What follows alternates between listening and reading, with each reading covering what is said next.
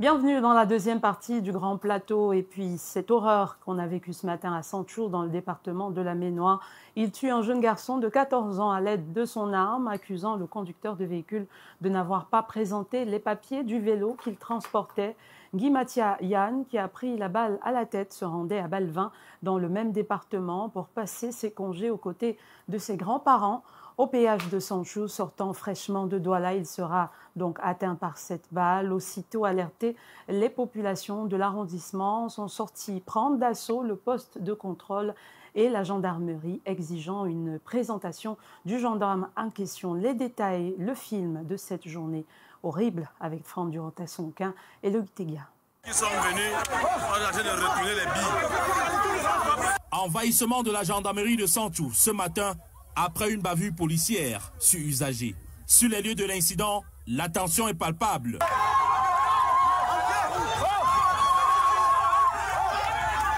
Au milieu d'un attroupement spontané constitué, des voix s'élèvent pour dénoncer l'acte barbare d'un agent de force de l'ordre qui a mis fin à la vie d'un jeune de 14 ans, unique à ses parents, dit-on. Le gouverneur doit arriver.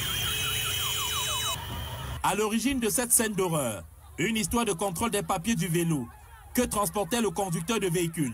Le refus, apprend-on, va pousser l'homme en tenue, porté disparu depuis lors, à dégainer et de tirer plusieurs coups en direction de la Land Rover.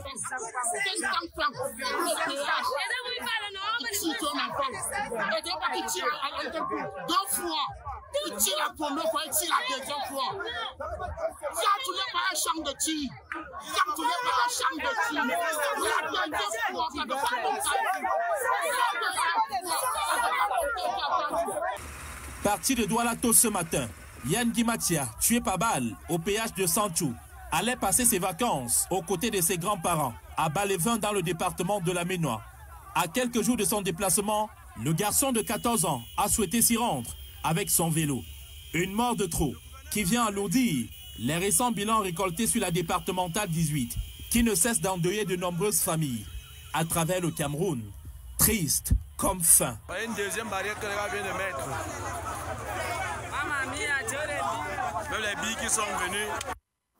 Merci Franck Durota-Sonquin pour ces précisions. Bavure policière de Sanchour quand les garants de la sécurité mettent en insécurité professeur Maurice Semo, également maître Claude Assira. On va essayer de comprendre un peu ces phénomènes. Ce n'est pas la première fois. On se souvient d'ailleurs de décembre 2021, la petite de 4 ans à Bouya, toujours abattue dans cette sorte de chasse aux véhicules.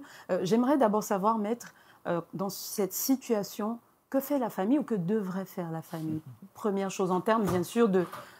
Je ne sais pas, on va peut-être parler du plan psychologique, mais du point de vue de la loi, qu'est-ce qu'une famille ainsi frappée doit faire? Avant de vous parler du point de vue de la loi, on va peut-être essayer de parler tout simplement du point de vue des êtres humains, des hommes, et penser à ses parents, à cette famille endeuillée, et commencer par leur présenter nos condoléances.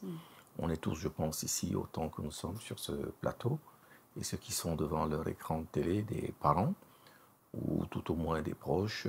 Voilà, quand on se met un peu à la place de ceux qui vivent aujourd'hui ce drame, on peut comprendre la douleur de perdre un jeune enfant, un adolescent, surtout sans qu'il ne se soit vraiment rien produit de particulier. C'est une mort violente, une mort pratiquement inattendue. Donc je voudrais déjà qu'on puisse s'incliner sur, voilà, sur cet événement et leur présenter nos condoléances. Maintenant, là, en l'occurrence, je suis tout à fait d'accord avec vous qu'il y a beaucoup de phénomènes qui finissent par ramener sur le devant de l'actualité ce genre d'accident. Peut-être que les spécialistes pourront s'interroger sur le phénomène. Est-ce un phénomène de temps moderne? Est-ce encore une manifestation de l'incurie? Notre pays, bon, je les vois déjà de l'autre côté vous dire que, bah, vous savez, même de l'autre côté, comme on le dit toujours, chaque fois que quelque chose ne se passe pas bien, on essaye de comparer avec ce qui se passe parfois dans des proportions largement inférieures de l'autre côté. Donc les gens vous diront peut-être que, bah oui, même en France, qui est un pays normal, normalisé, il arrive souvent que des policiers, qu'il y ait des accidents de ce genre, des bavures policières qui entraînent la mort d'individus. On vous parlera du cas des États-Unis, qui sont aussi des démocraties, des pays bien organisés. où on se souvient encore, voilà, des policiers ont, de façon évidente, en mondiovision, porté la mort de gens qu'ils étaient censés protéger, en l'occurrence, malheureusement, toujours les mêmes des Noirs. Ici, chez nous, il faut reconnaître que c'est un phénomène, peu importe ce qui se passe ailleurs, qui, de mon point de vue, aurait pu être évité. Et c'est dommage qu'on se retrouve à un drame de plus. On aurait aimé pouvoir trouver les solutions pour éviter que cela ne se reproduise et que cette mort soit peut-être la dernière, qu'il n'y en ait plus d'autres, qu'elle ait servi au moins à ce que les autorités en place puissent prendre les mesures pour endiguer ce phénomène, à défaut de pouvoir l'effacer purement et simplement. Malheureusement, voilà, on attend. Chaque fois qu'il y en a un qui est sur le carreau, on se dit qu'il y aura peut-être quelque chose, une réaction, un truc qui viendra se produire pour que... Mais il ne se passe rien. Mais pour l'instant, donc, peut-être par compassion, en dehors de la compassion pour les familles, on peut leur conseiller d'avoir à saisir tout simplement la justice. C'est-à-dire qu'ils peuvent mettre en œuvre la justice de deux façons. D'abord, le tribunal qui serait compétent, c'est le tribunal militaire. En raison de deux phénomènes. D'abord, la personne qui a porté le coup mortel, qui a l'acte qui entraîne la mort, tout à fait, relève du corps des militaires. Je pense que la gendarmerie relève du corps des militaires. Donc, à ce titre-là, en raison de la compétence personnelle, il relève automatiquement, quelle que soit l'infraction, du tribunal militaire. Mais il y a une deuxième raison pour que ce soit le tribunal militaire, c'est que c'est une infraction qui est commise avec l'aide d'une arme à feu.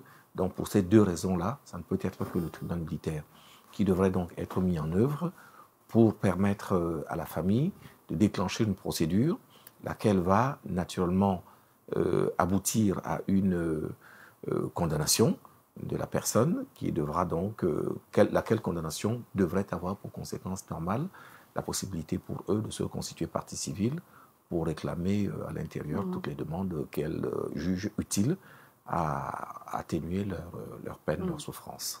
Alors, professeur Semo, oui, bien sûr, Maître Assira m'a pris un peu de cours. Alors, aujourd'hui, on a encore un événement similaire à celui qu'on a vécu il y a 2 ans, en 2021, de 3 ans. Et c'est un de trop. Il faut dire qu'on sort d'une semaine noire avec plusieurs accidents sur la route. Et là, cette mort, on a envie de dire injustifiée. Qu'est-ce qui peut expliquer, selon vous, comment on en arrive là? Ok, très bien. Jacques, Maître Assira a déjà présenté les condoléances en notre nom à tous. Voilà. On va plus revenir là-dessus. Vous avez dit que c'est un mort de trop. Quand on dit comme ça, cette expression est généralement utilisée lorsque une situation est allée à terme. On dit, bon, ça, c'est ce qui est de trop. En fait, c'est la goutte d'eau qui a débordé le vase et qui fait qu'il n'y a plus moyen de mettre quoi que ce soit dans le vase. Donc, on espère que prochainement, ce genre d'incident ne se passera plus. Pourtant, vous qui êtes journaliste, regardez vos émissions des autres événements pareils qui sont passés. Vous avez utilisé les mêmes expressions, malheureusement. Vous avez dit toujours que c'était un mort de trop. Puis le lendemain, il y a eu un autre mort de trop, un mort de trop. Disons simplement, arrêtons-nous pour être honnêtes et cohérents envers nous-mêmes. Disons que voilà un autre mort et arrêtons-nous là. Supposons que demain, sûrement qu'il y en aura toujours. Tant que la situation dans laquelle nous vivons, tant qu'un certain nombre de dispositions n'auraient pas été prises. Vous voulez que je vous explique ce qui se passe? Non. J'ai connu un maître, le professeur Mbaïsso Adoum, qui disait écoute, jeune homme, il ne faut pas faire ce qu'on appelle du psychologisme psychologisant. C'est-à-dire que cette tendance à vouloir, par la psychologie, expliquer toutes choses. Il y a des choses dans la nature humaine que rien, aucune science, quelles que soient ses aptitudes, ne peut expliquer, ne peut même d'ailleurs comprendre. C'est-à-dire des phénomènes, des faits qui échappent à la compréhension de l'être humain en général. C'est le cas actuellement.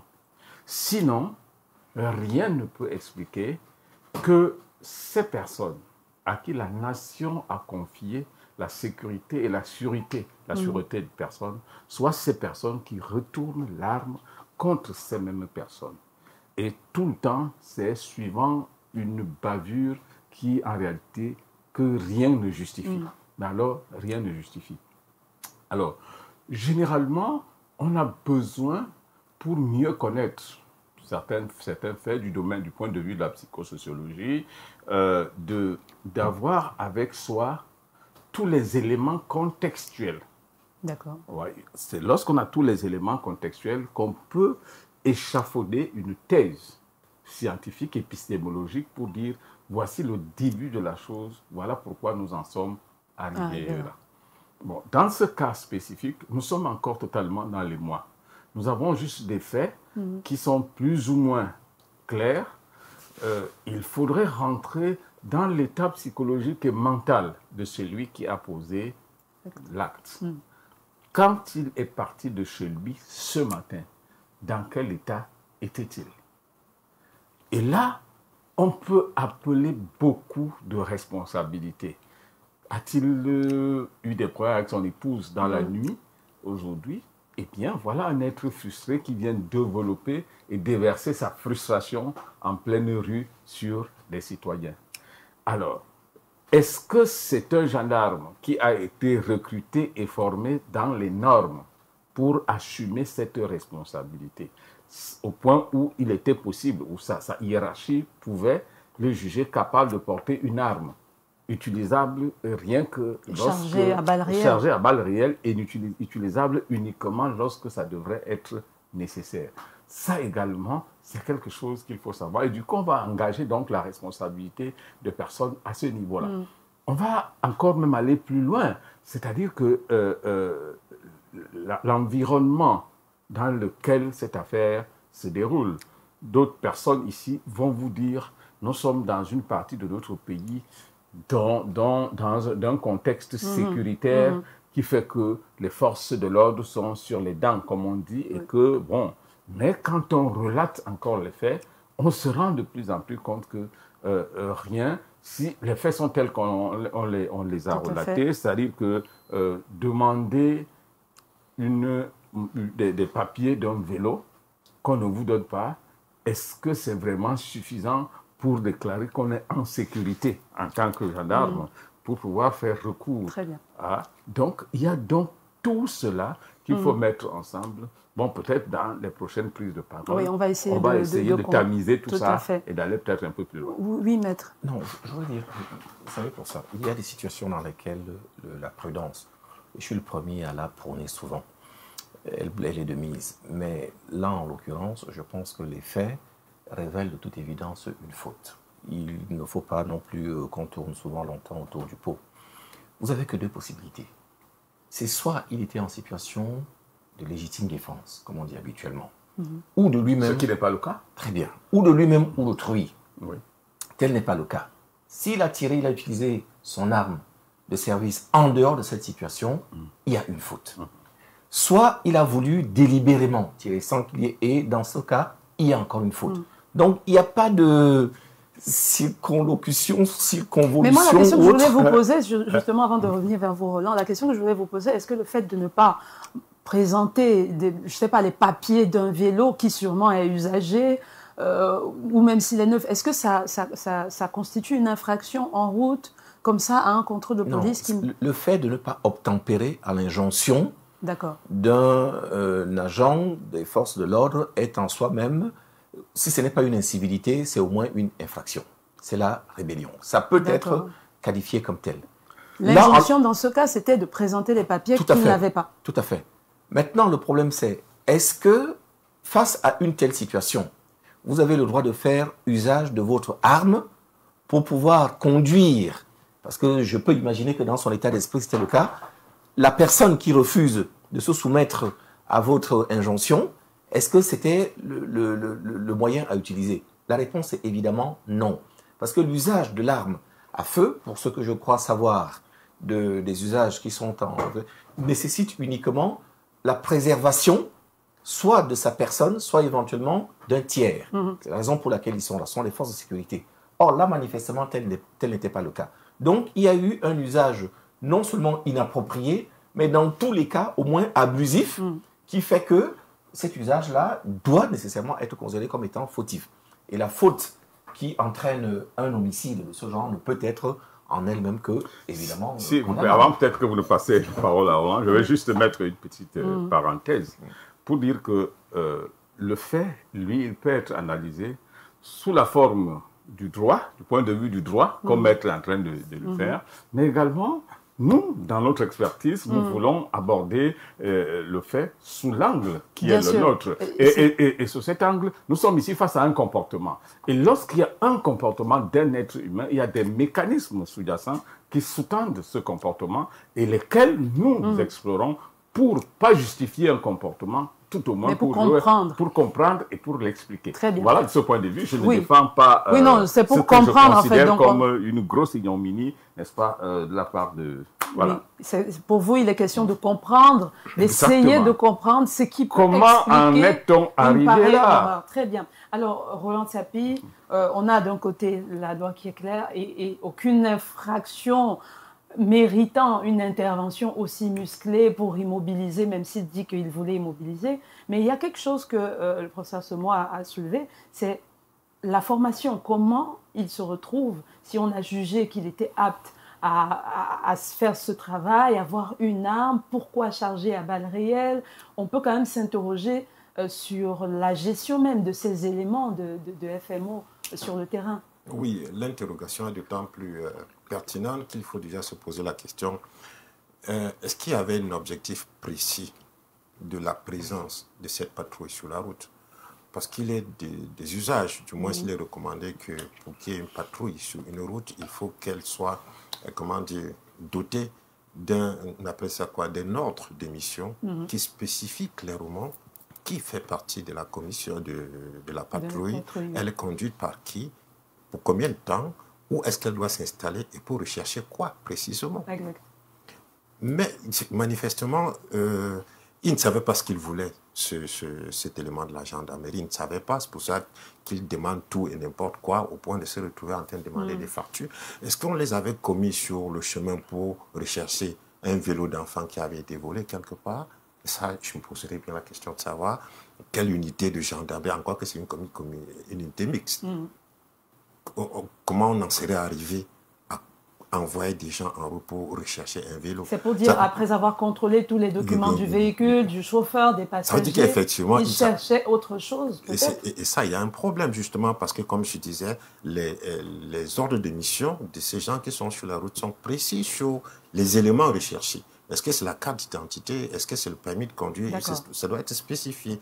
Or, manifestement, cela n'était pas. Ce qui veut dire que, généralement, on se retrouve sur la route juste parce qu'il faut qu'on aille en route. Est-ce que le commandant a envoyé? On ne sait pas exactement. Et c'est pour ça qu'on se retrouve en train de chercher tout, même ce qu'il ne faut pas. Et on en arrive là. Mais là, ça nous ramène effectivement au niveau de ces unités, au niveau de la gestion même de ces unités. Au moment où on les commet ou bien on les envoie en route, qu'est-ce qu'on leur demande d'aller faire? Si la mission n'est pas précise, s'il n'est pas clairement dit ce pourquoi on les envoie en route et les résultats attendus de cette présence en route, c'est-à-dire qu'au retour, il faudrait qu'il fasse un rapport pour dire que par rapport à telle chose qu'on recherchait, on a vu ceci ou on n'a pas vu, ou on a eu plutôt des indices de telle chose ou pas, mais manifestement, ce n'est pas ce qui se passe en amont. Conséquence, c'est comme s'ils sont lancés dans la rue comme ça, juste pour qu'on aille se débrouiller, chacun fait ce qu'il veut. On se retrouve dans ces situations-là. On a quand même des témoignages, peut-être pas là, mais l'interview qu'on a pu suivre du jeune qui travaille sûrement au péage à côté, c'est qu'il demandait de l'argent, le chauffeur a refusé de lui en donner. Donc, ce serait l'argent pourquoi? C'est que nous ne pouvons pas confirmer pour l'instant, mais ce n'est pas une possibilité exclue parce que nous vivons ça en route tous les jours. Tous les jours. Chaque fois que vous vous êtes présenté à un contrôle de police, soit vous donnez l'argent et vous partez immédiatement, soit vous vous faites contrôler normalement et après, quand il a constaté qu'il n'y a rien à vous reprocher, il vous demande lui-même si vous n'avez pas une bière pour lui. Donc, quelque part, il y a toujours cet élément argent qui intervient là-dedans. Est-ce que le fait d'aller jusqu'à demander la facture du vélo, c'était pour trouver un motif pour exiger de l'argent? Parce que d'après ce qui nous a été rapporté également, finalement, quand il a demandé la facture du vélo, le type a dit, mais il dérange pas, laisse-moi tranquille. C'est-à-dire qu'une réaction tout à fait instinctive comme ça, et c'est mis à partie, et c'est là où les deux coups de feu sont partis, parce qu'à tout prix, il fallait. Donc, parlant de la gestion donc, de ces éléments de gendarmerie, ça part donc de l'unité, d'où ils partent. Et si on avait une mission précise à leur assigner, effectivement, on aurait, je veux dire quoi, chercher les profils des personnes habilitées à aller en route, chercher ce qu'on veut retrouver. Mais comme je disais, il paraît que on se lève comme ça, on se dit il faut aller en route, il faut aller vous placer à tel endroit, sans dire exactement ce qu'ils cherchent en route. Et on arrive finalement à trouver des gens qui sont morts comme ça, de cette façon. Alors, Maître Assira, le constat également concernant ces forces de maintien de l'ordre, hein, ces contrôles mixtes, que ce soit police ou gendarmerie, au-delà des fins tragiques comme celle d'aujourd'hui, il y a beaucoup de trafic d'influence, beaucoup de « tu sais qui je suis ». Parfois, on fait asseoir des gens au sol, après avoir menacé, ils finissent par donner ou partir. Donc voilà, c'est des témoignages qu'on récolte régulièrement. Est-ce que c'est dire qu'ils sont exempts de, je sais pas, est-ce qu'ils peuvent vivre en dehors de la loi parce qu'ils sont des hommes en tenue? Ils sont précisément les gardiens de la loi, en premier lieu. Donc je pense que poser la question comme vous le faites, c'est un peu y répondre. Il n'est pas envisageable, je connais personne qui doive être au-dessus de la loi. J'entends souvent parler de cette question-là s'agissant du président de la République lui-même. Même celui qui est censé être le primus inter pares ne peut pas être considéré comme étant au-dessus de la loi. A fortiori, les autres personnes qui sont précisément là pour pouvoir assurer le maintien et la protection de la loi. Donc la réponse, c'est forcément non. Le seul problème encore ici aujourd'hui, c'est que nous sommes rentrés dans une phase extrêmement avancée de laisser aller, laisser faire, où vous n'avez aucun contrôle et où, malheureusement, c'est le tout fric, tout argent. Voilà, toute personne aujourd'hui, en raison de la déliquescence des services publics, l'absence totale d'autorité, de gouvernance, de direction, eh ben, chacun fait ce qu'il veut. Et comme on trouvera toujours une bonne raison pour mal faire, on vous dira que les salaires ne sont pas suffisants, la vie est chère, etc. Donc, chacun se débrouille. Et comme ceux qui sont censés précisément apporter la régulation ne sont pas eux-mêmes exemples, parce que la République et les principaux dirigeants de la République sont loin d'être exemplaires. Et bien eux-mêmes, évidemment, ils ne peuvent pas commencer à critiquer les comportements dont ils sont eux-mêmes les auteurs et les acteurs au quotidien. Donc on est rentré dans une République véritablement bananière, il faut dire les choses comme elles sont. Chacun fait ce qu'il veut. Et je peux vous dire que je ne voudrais pas gratter de trop là où ça fait mal. Vous avez vu, si on vous avait raconté l'histoire de Martinez-Zogo, comme dans un film ailleurs, personne n'aurait pu imaginer qu'une chose pareille puisse être conçue, mise en œuvre, exécutée avec ce qu'on voit aujourd'hui, on observe. Et pourtant, c'est arrivé.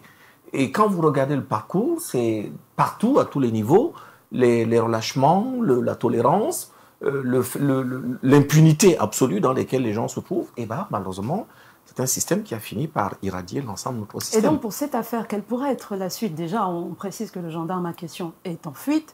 On n'est pas dans le secret des dieux. On ne sait pas si une chasse à l'homme a été ouverte, mais quelle pourrait être la suite? Est-ce qu'il faudrait peut-être une autre commission, autre que cette gendarmerie, pour aller à sa recherche? Comment ça se passe dans ce cas? Je pense que ça m'a l'air d'être un phénomène purement et simplement temporaire et j'allais dire même anecdotique.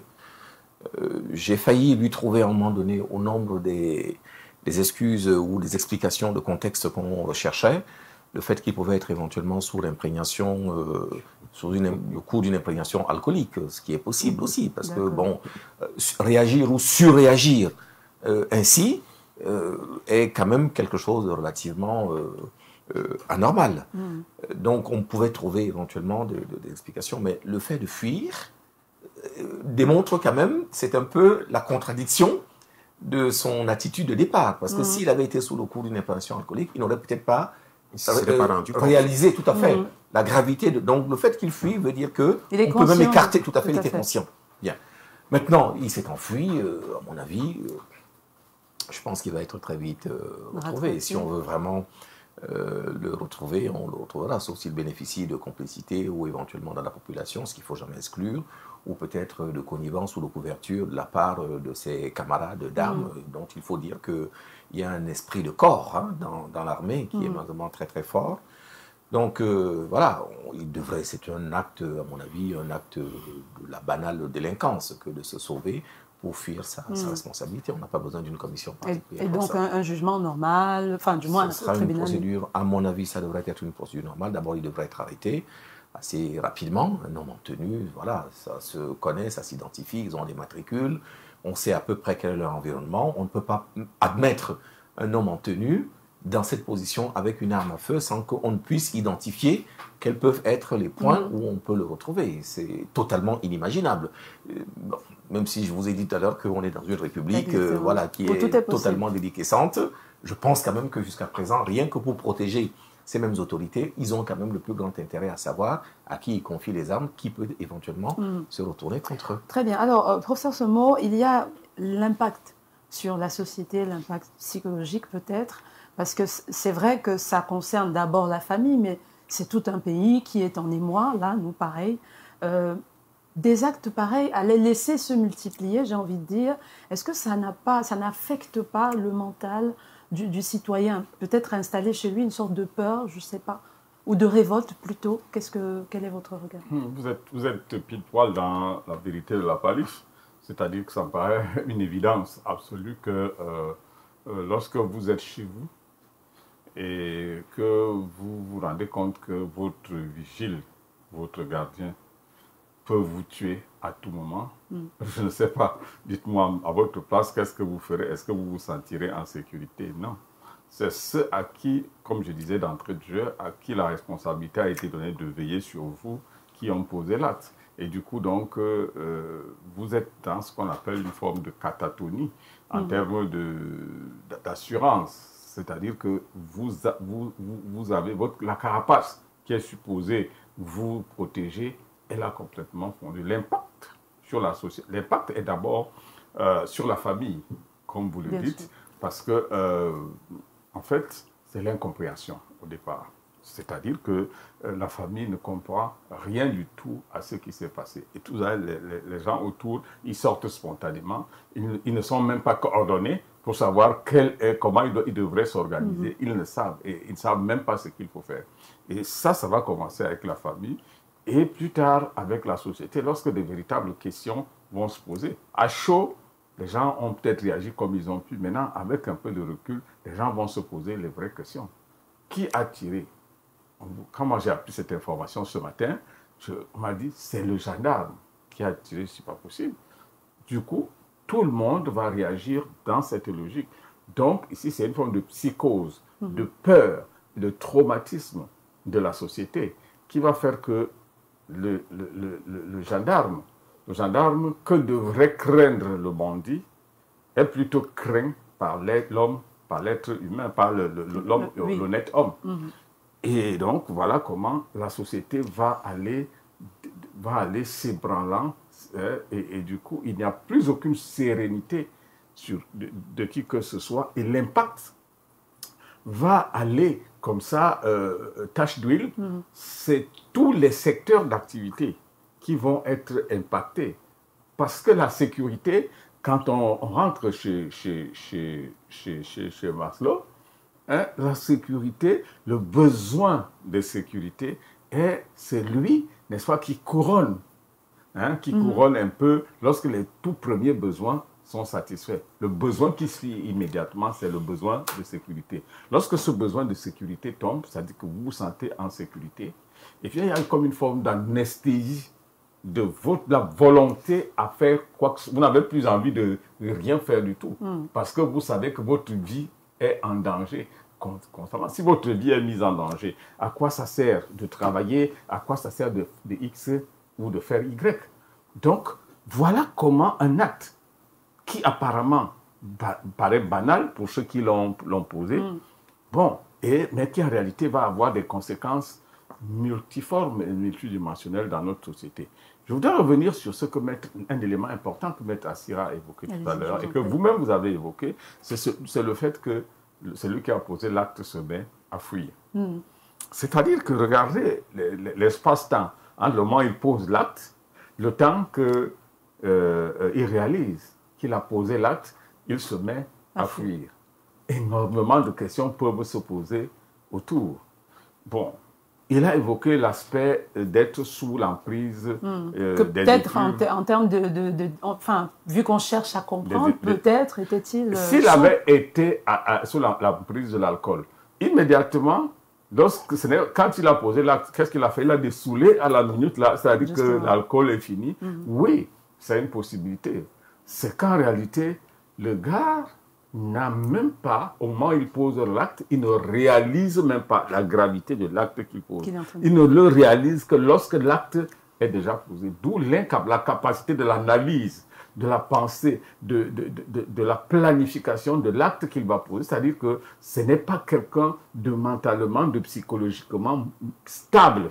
Hein? Ça ne dit pas quelqu'un de stable. Parce que celui de stable, il pose l'acte, il en assume, il serait resté là, il aurait couru, non pas, mais il serait allé soit se livrer à une gendarmerie, mais s'il fuit, c'est qu'à un moment donné,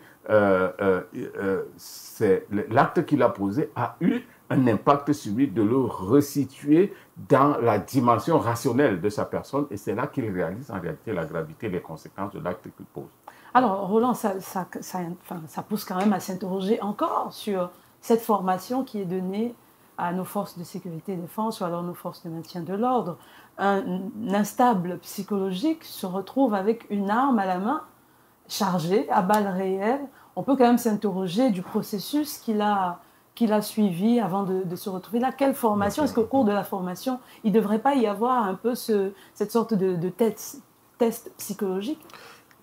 Disons que, quelles que soient les précautions qui sont prises en amont, on peut difficilement éradiquer complètement tous les maux. C'est-à-dire qu'il n'y a pas de risque zéro dans quelque domaine que ce soit.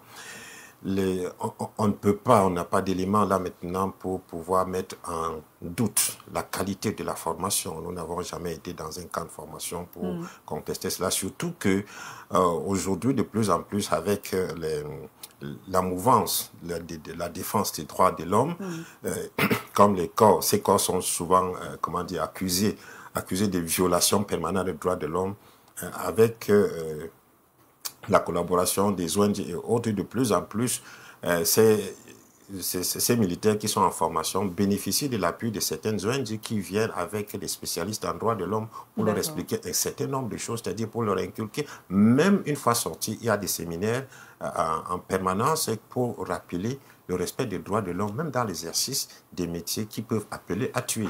Ça, c'est ce qui fait. Bon, maintenant, est-ce que cela suffit à faire en sorte que tout le monde devienne, je veux dire quoi, soit exempt des écarts de conduite comme ça? On ne peut pas le dire.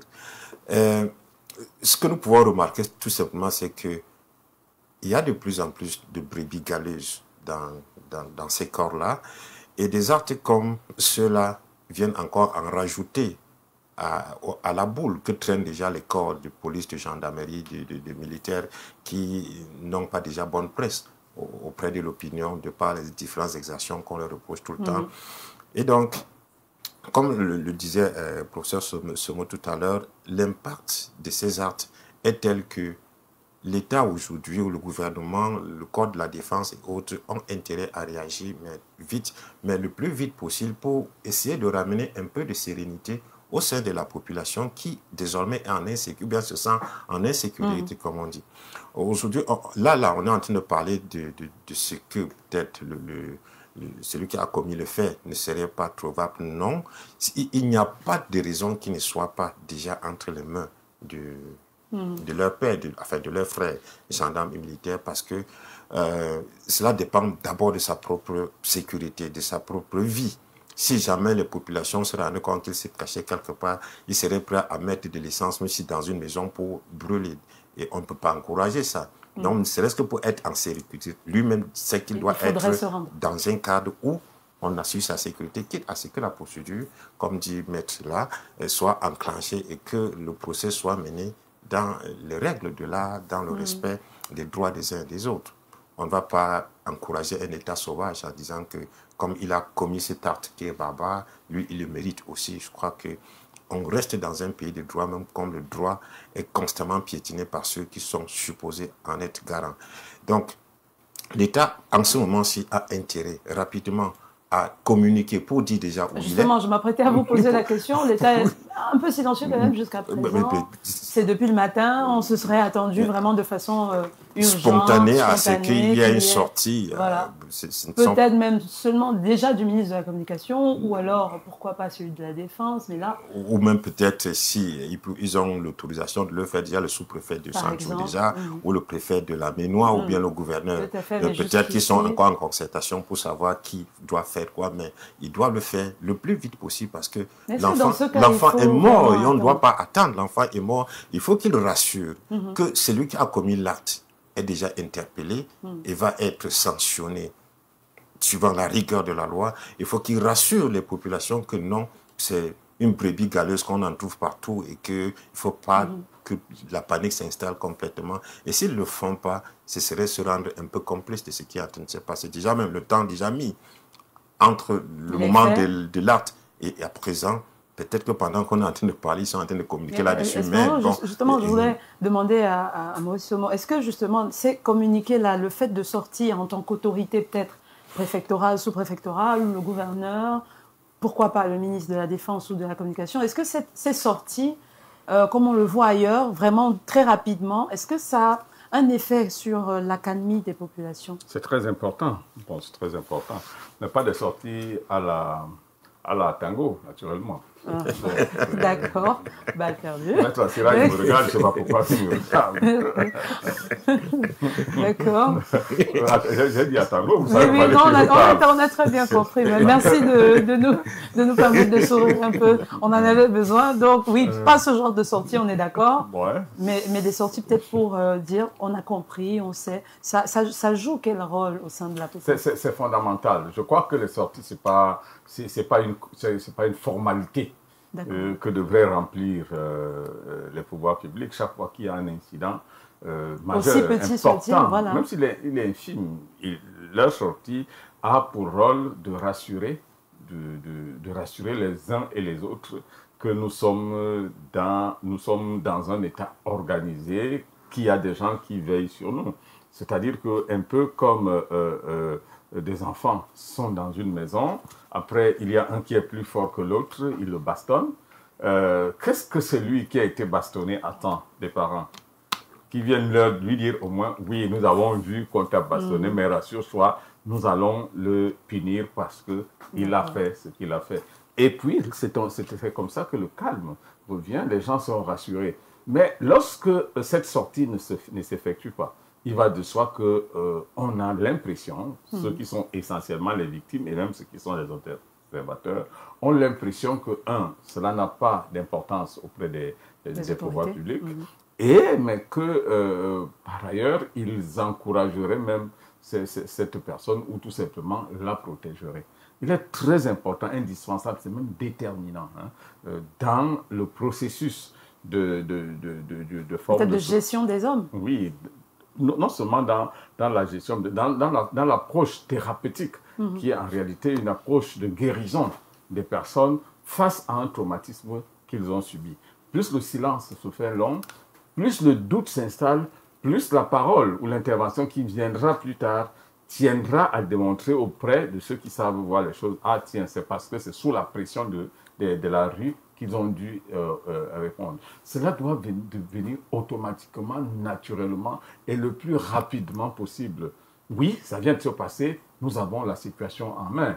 Surtout qu'ici, nous sommes dans une situation où il y a un décès, c'est-à-dire, et qui plus est, le décès d'un enfant. C'est quelque chose d'extrêmement terrible. Le choc est si important qu'en réalité, tout le monde reste mobilisé pour essayer de voir ce qui doit être fait là, tout de suite. Très bien. Maître Assira, il y a un élément également important qu'a soulevé le professeur Somo, c'est le silence ou alors ne pas communiquer ce qui est fait contre on va dire quoi, meurtrier présumé. Ça peut entraîner un double effet. Perte de confiance chez les plus faibles, donc cette population qui se dit « Ah, ben nous, on n'a pas d'armes, donc on est livré à nous-mêmes, mais également peut-être encourager d'autres à se dire, bah écoute, quand mon frère a fait ou mon frère d'armes a fait, rien ne lui est arrivé, donc pourquoi pas moi? Est-ce que ce que Roland a signalé tout à l'heure, cette augmentation, cette montée de bavures, de bévues et tout le reste, est-ce que c'est pas un peu le laxisme Je vais essayer de nuancer un peu quand même. Je vais essayer de nuancer. Vous savez, quand il y a mort d'homme, dans le droit pénal camerounais, vous pouvez trouver à peu près 7 à 8 qualifications. Ça peut être le parricide, l'infanticide, l'assassinat, le meurtre, le coup mortel, l'homicide involontaire. Donc toutes ces choses-là décrivent une seule chose, c'est qu'il y a une personne qui est décédée. Là, en l'occurrence, je ne suis pas certain. Le cas de ce matin diffère des autres, au moins à 2 points de vue. Le premier, c'est qu'on n'est pas dans une zone de guerre, un point chaud, comme ça a été le cas autrefois, où une personne avait réagi, avait peut-être surréagi, c'est-à-dire qu'elle avait utilisé des moyens qui n'étaient pas proportionnels face à la menace réelle ou présumée devant laquelle il se trouvait. Mais on était dans un contexte. Dans tous les cas, il y avait mort d'homme et tout le monde sait que la mort, chez les Bantous, ça veut dire quelque chose. La deuxième chose qui fait la différence ici et qui nous exigerait peut-être attention, c'est qu'on n'est pas jusqu'à présent.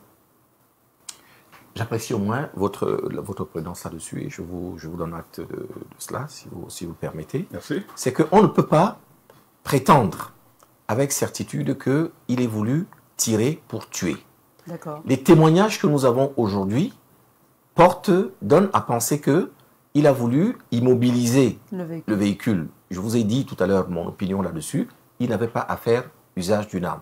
Si le véhicule venait vers lui ou se dirigeait vers quelqu'un qui pouvait menacer éventuellement un bien ou quelqu'un d'autre, à ce moment-là, il était dans ce que le code pénal camerounais appelle la légitime défense. Il aurait pu éventuellement utiliser son arme et ça aurait pu se justifier. Là, en l'occurrence, le véhicule était en train de partir. Donc, l'usage de son arme est de toute façon non seulement inapproprié, mais là, en l'occurrence, tout à fait disproportionné. Dans la pire des hypothèses. Bien, dans le meilleur des cas pour lui. Donc, il a sans doute voulu utiliser son arme pour immobiliser tout à fait, et ça a eu des conséquences. Donc, il y a eu là-dedans quelque chose d'involontaire qui, de mon point de vue, doit aussi être pris en compte et contextualisé. Tout ça pour vous dire que, pour répondre directement à votre question, et vous dire que je pense que peut-être, si je devais faire une analyse balancée également, je me dirais peut-être que les autorités qui nous dirigent ont dû se dire que c'est un accident banal. Donc, ça peut arriver, il n'y a pas eu là-dedans l'implication. Je refuse de... Il dit peut-être, ils ont pu se dire. François, laissez qu'il termine sa pensée, je vous en prie. Allons-y assez rapidement, bientôt on arrive au terme de l'émission. Oui. Peut-être peuvent-elles se dire que, en l'occurrence, s'agissant d'un fait qui est un fait involontaire, qui n'implique pas la manifestation, la puissance publique que peut cristalliser un homme en tenue, un gendarme, peut-être s'agit-il d'un fait de société, voilà, pour dire simple. On ne peut pas dire que la mort de quelqu'un, ce soit quelque chose de banal. C'est peut-être un fait de société. Donc, c'est peut-être ça l'approche.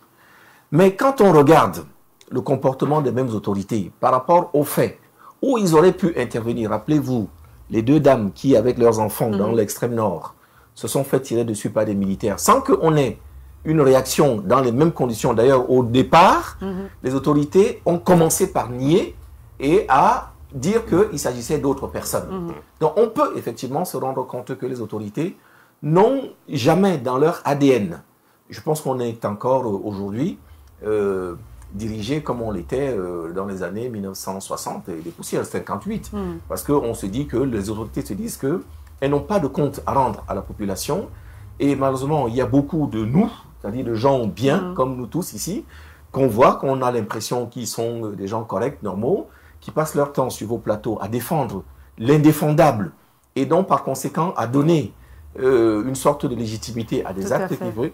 Et puis à côté de ça, il y a nous autres, la population. Je n'ai jamais vu un peuple qui soit aussi indolent. On nous donnerait tout, on nous enlèverait tout, on s'est toujours content à applaudir. On va faire comment? On va faire comment? Merci beaucoup, Maître Claude Assira. On vous remercie. Vous êtes de passage dans la ville de Douala, je précise, et vous nous avez fait l'honneur d'accepter notre invitation. Merci beaucoup. Merci à vous. Professeur Maurice Sommo également, psychosociologue, merci d'avoir été là. C'est dommage que ça finisse, j'aurais aimé entendre. On va continuer le débat en off. Voilà, merci Roland Tsapi. Merci également à vous de nous avoir suivis. Toutes nos sincères condoléances encore à toutes les familles, hein, parce que bien sûr, un enfant, c'est le résultat de plusieurs familles, et bien à toutes les familles ainsi endeuillées. On se dit à demain lorsqu'il sera 19h30, si Dieu le permet. D'ici à la bonne suite des programmes sur Balafon Télévision.